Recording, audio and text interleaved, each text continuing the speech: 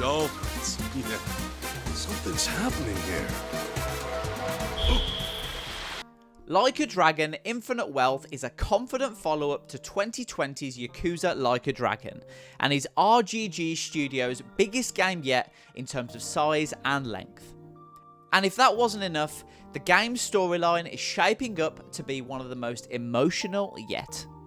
Despite having come to the series late, I've managed to check off most entries, a feat that was helped along by my love of brawlers and beat-em-ups. So I wasn't completely sold on Yakuza Like a Dragon's transition to an RPG, given it's a genre I don't generally vibe with. It turns out that I didn't need to worry, as the storyline was phenomenal, and the new lead, Ichiban Kasuga, catapulted himself out of a cardboard box to become my favourite video game protagonist in years.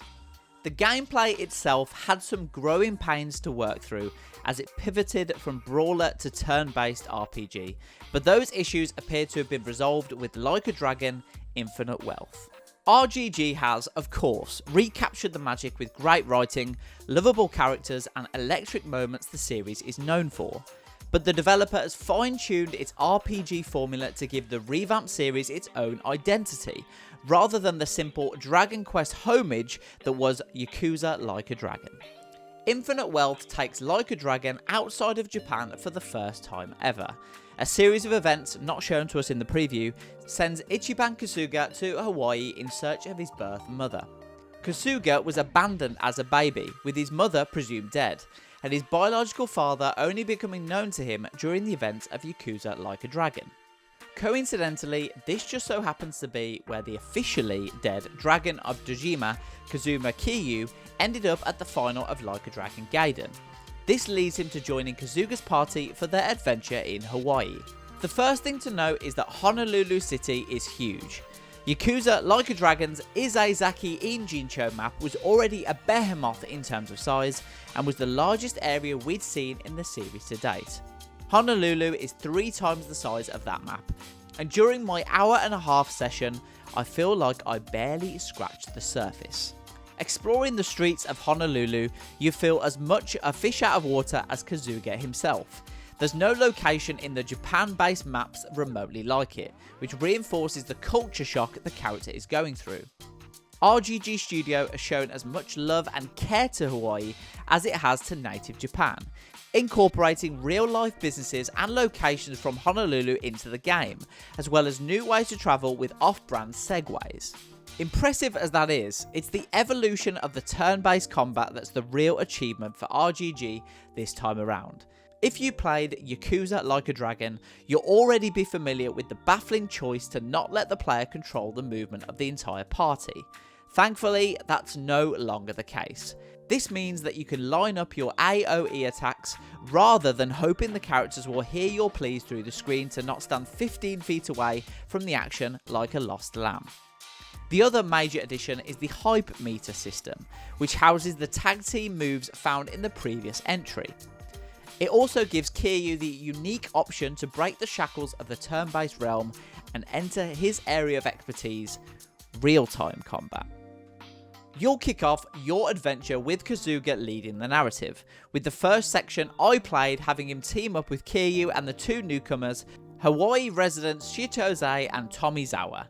Eventually, however, Kiryu's declining health forces him to return to Japan, subsequently splitting the characters into 2 separate parties, with Kasuga's party being built up with a mix of new and returning faces in Hawaii, while Kiryu takes Japan with the party members of Yakuza Like a Dragon.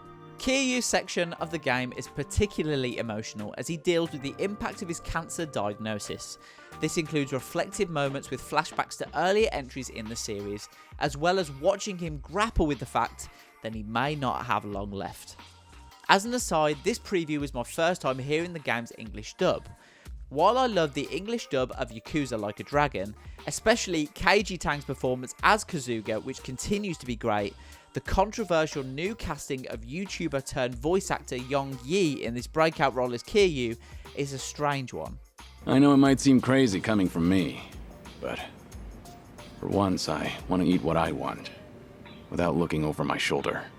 While Young's performance isn't bad in a vacuum, the actor simply sounds too young to be portraying an almost 60-year-old chain smoker grappling with cancer, which is only natural given he's in his 20s. Understandably, that's a cause for concern when it comes to the more heavy narrative moments. During the Kiryu section in Japan, the heavy lifting during the emotional moments was done by the unfolding plot of seeing Kiryu face his own mortality rather than the voice acting itself. What's even weirder is that Kiryu's karaoke songs have been heavily auto-tuned. One of the best parts of the English dub of Yakuza Like a Dragon was that the characters sounded like real people actually singing karaoke, with all the flaws and hilarity that comes with that. So it's a bit disappointing to hear Kiryu's tone sounding like a bad T-Pain offshoot. Speaking of karaoke, it wouldn't be Like a Dragon without some weird and wonderful side content. As someone who spent countless hours in Ichiban Holdings' business management simulator, I couldn't wait to dive into these new distractions, all of which are a delightful addition to the eccentric collection of mini-games found in the series at large. There are a range of new activities to get caught up in, and I managed to get hands-on with 3 of them. Sicko Snap, which is just Pokemon Snap but for semi-naked dudes gyrating for pics. Sujumon Battles, that lets you collect assortment of offbeat characters who juke you out in a manner not dissimilar to the mainline Pokemon games. And Happy Resort Dondoko Island, the most elaborate of all, which is Like a Dragon's take on Animal Crossing, except it's filled with middle-aged men instead of cute animals. While it's difficult to gauge the final 100 plus hour product from the brief few hours I had with Like a Dragon Infinite Wealth, I'm already sold. It truly feels like RGG Studio is going all out this time around, from the scope of the game to the hard-hitting story. If this is truly the end for Kiryu, it seems like this will be a more than worthy send-off for the Dragon of Dojima, and the final step in passing the torch to the fresh-faced 46-year-old Kazuga as he takes his place at the helm of the series. And that does it for our Like a Dragon Infinite Wealth preview. If you like the video, please drop a like on this video, and if you've got any comments, we'd love to hear from you, so get posting those in the comment section below. And get subscribed to Mirror Gaming for more previews, reviews, and more in the coming weeks. Bye for now. How was it? Everything you dreamed of?